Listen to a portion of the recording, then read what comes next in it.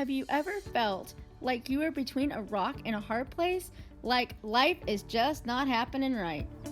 It's the time in your life where something may not happen like it's supposed to. And as a result, you're stuck with two kind of choices that, well, honestly, you're not completely sure which one you want to take. Neither option really sounds good at all. So, what does God have to tell us about being between a rock and a hard place? Oh, join us today so we can find out.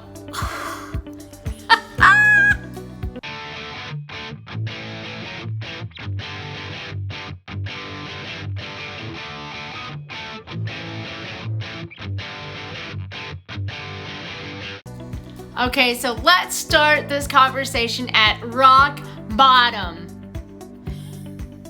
Here's my son Caden, and we're going to talk a little bit about the geoids that he found and, well, how we even got to making this video in the first place. So I'm here with my middle son Caden, and he got to do something really cool. So yesterday after church, we decided that we were having such a good day. It was warm weather outside, and he grabbed one of his kits that he got for Christmas because Santa was like awesome this year. And Santa may or may not have known that he loves to do science stuff. And so Santa got him a what? A geoid kit. A geoid kit. Try to say that like 20 times fast. So, Caden, what are geoids? Geoids are rocks that are hollow with crystals in them.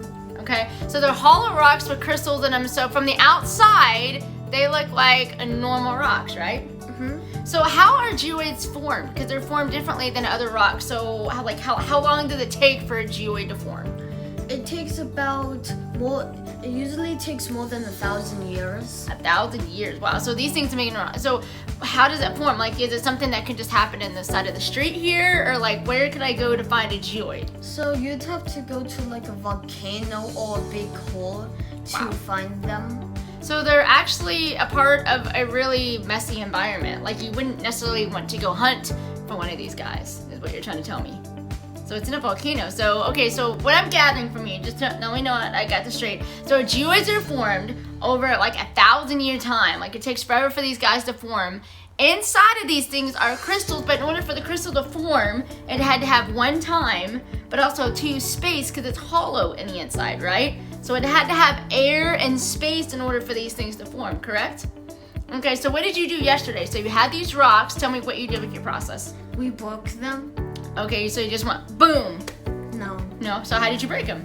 I had to go carefully and make a line. With a? Hammer. So was it like, or like how did you? It's like. Why'd you go lightly? Because if you go hard, it will all break into really small pieces. Oh, so you had to go lightly because you wanted to make sure they were intact. Like the crystal inside of it. You know what you were going after. So you had to go lightly, you had to take your time. It was a process, is basically what he said. Because I remember when you first started, you're like, oh, this isn't going to take that long. You had your safety goggles and you were just going to go out there. But it took a while, didn't it? And you had two, right? Mm-hmm. Yeah, what was your which one was your favorite that you did? I think it was the big one, since the big one had a big hole and stuff, and the smaller one really didn't have that big, like it was kind of hard to see the hole. That's right, we had to shine a flashlight in it. So every geoid's different, everything inside of them is different. So that is such a cool analogy, Caden. Thank you so much. And the thing that I really loved about this is that when he was doing it, I just kind of felt like God was like quieting me and I was just watching. Like, you know, as a parent, you can get to that point where you're enjoying your child so much, but yet God starts talking to you and you're almost having like two conversations. So I'm sitting there and I'm watching Caden chip away slowly at these rocks, and God kind of told us, like, that's what I get to do with you. You see, sometimes in our lives, like, we have this hard outer shell because we know that something's bothering. We know that there's something that's in our lives that are so hard and so complicated and so big that we don't even think we could go through it. And yet God slowly chips away. Slowly, because he knows it's a process. He knows it's not going to happen just right away. So he slowly starts chipping away and chipping away and chipping away because he knows what he's after, right?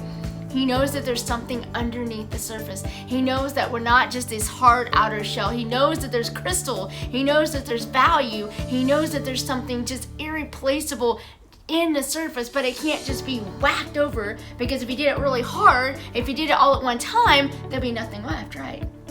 Exactly. So that's what I was watching, and that's what God was sharing with me yesterday. So today, like I said, we're going to talk about how it feels to be between a rock and a hard place. Watching him. What do you think's going to be inside there? Gold. So, where did this phrase come from? Between a rock and a hard place. Well, believe it or not, it was coined in the year 1907 in a place called Bisbee, Arizona. And believe it or not, I've actually been there. I actually lived probably 20 minutes away from that for a couple years out of my life. So, this is really neat because what happened in 1907, there was a financial crisis. I wonder if any of us know anything about that. But the financial crisis at that time was between mine workers, specifically copper mine workers, and the mine owners. You see, these mine workers were going into the mines really early in the morning, leaving incredibly late at night, working hard without hardly any breaks, a lot of labor, horrible conditions, and encountering a lot of health risks. And the mine owners really just wanted the profits of it and didn't completely understand what the mine workers were going through. Well, basically the mine workers confronted the mine owners and they did not get anything that they wanted. And as a result, the mine workers found themselves, as you guessed it, between a rock and a hard place because they either lost their jobs and had to be living in poverty because really there was nothing else for them to do at the time, or they had to go back to work at a place where they didn't get hardly any pay and were absolutely miserable. So that is really where the phrase came from, between a rock and a hard place. Now, do you feel smart? A really cool story that God brought to my mind when you think about between a rock and a hard place was actually found in 2 Kings, and I wanted to spend some time just kind of checking the story out with you guys. So if you got your Bible, go ahead and turn. If not, there'll be words that pop up on the screen and you can follow along with me. So it's actually in 2 Kings chapter 6. And it's about the story about Elijah, and some of you guys know it's the servant that was in the house with him. Elijah had made the king of Syria really mad because basically he was telling the king of Israel where to go so that the king of Syria didn't attack him. How did he know that, you ask? Well, because God told him. And the king of Syria obviously didn't like that because he wanted to attack the Israelites and rule because, like, why wouldn't he want to do that? But in this phrase is that the king of Syria found out about what Elijah was doing, obviously wasn't that happy, and decided to send men down to the place where Elijah was staying, surround it, and basically take him. They wanted his life. They wanted to know what was going on with Elijah. They wanted Israel. So here's where this whole scene takes off. And the servant wakes up in the morning, and this is what happens. So when the servant of the man of God rose early in the morning, and I'm sure he had his coffee, and went out, behold, an army with horses and chariots were all around the city. And the servant said, "Alas, my master, what shall we do?" He said, "Do not be afraid, for those who are with us are more than those who are with them." Then Elisha prayed and said, "O Lord, please open his eyes so that he may see." So the Lord opened the eyes of the young man to see, and behold, the mountain was full of horses and chariots and fire, and was all around Elisha. And when the Syrians came down against them, Elisha prayed to the Lord and said, "Please strike these people with blindness." So he struck them with blindness, and according with the prayer of Elisha. So this story is really amazing. I encourage you, if you got time, to go ahead and read the rest of it. But I'll save that for your Bible study time later. But here's some two things that I really want you to see in this story, as it's according with the whole between a rock and a hard place situation. Number one, did you notice something in there? Did you notice something about what the man first did, what the first servant first did? He took a look with his human eyes, and then what happened? He got afraid.